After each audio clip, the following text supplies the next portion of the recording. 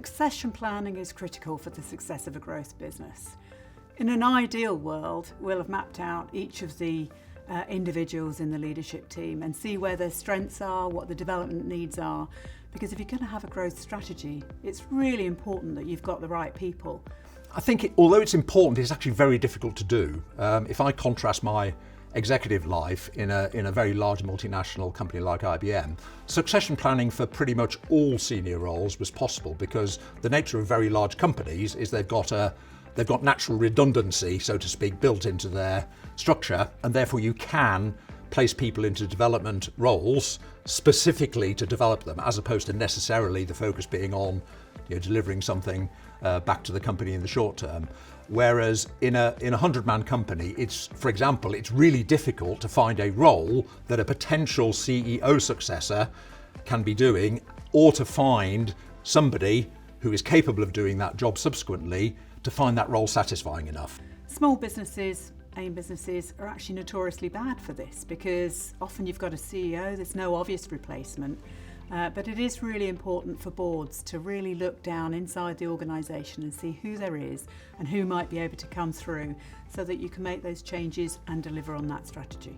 There are a lot of sort of self-confessed entrepreneurs that recognise that when a business grows to a certain scale, they aren't the right people to be running it. And I think that the strong entrepreneurs recognise that soon enough and start dealing with the succession planning early. And I think equally, CEOs of businesses maybe that aren't the founders but are leading fast growing or growing businesses, they've got their own careers and they don't necessarily want to stick with the same business throughout, and in order to be able to seamlessly transition out of that role, and I guess look after the capital you've got invested in that business and retain any sort of incentive type reward equity that they've got in the business, they need to pull together a successful succession plan, and that could be for the CEO role or it could be for other roles within the business, technology, finance, you name it. So what in reality often happens in a growth company, for the key roles, if you have to make a change, you'll often need to go outside.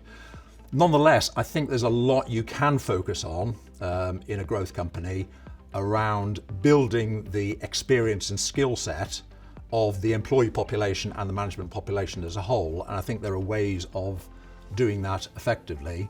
And when you're moving towards exit, you absolutely should be presenting the new buyer with some options, but you need to recognise that they will have their own preference. If it's a private equity firm buying from a private equity firm, they may have somebody in their network that they want to bring in as CEO, or they may be prepared to stick with the existing CEO if he wants to stay.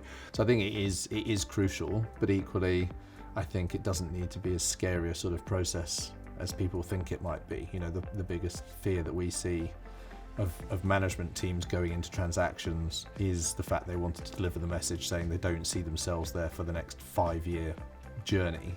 And thinking that the investors are going to run a mile and won't do a deal because they think the management team's off. But the reality is, the good management teams don't just suddenly run out the door. They're there, they recognise what they need to do. So it's important, but I think it's these days it's a much more manageable process than maybe it was 10, 15 years ago.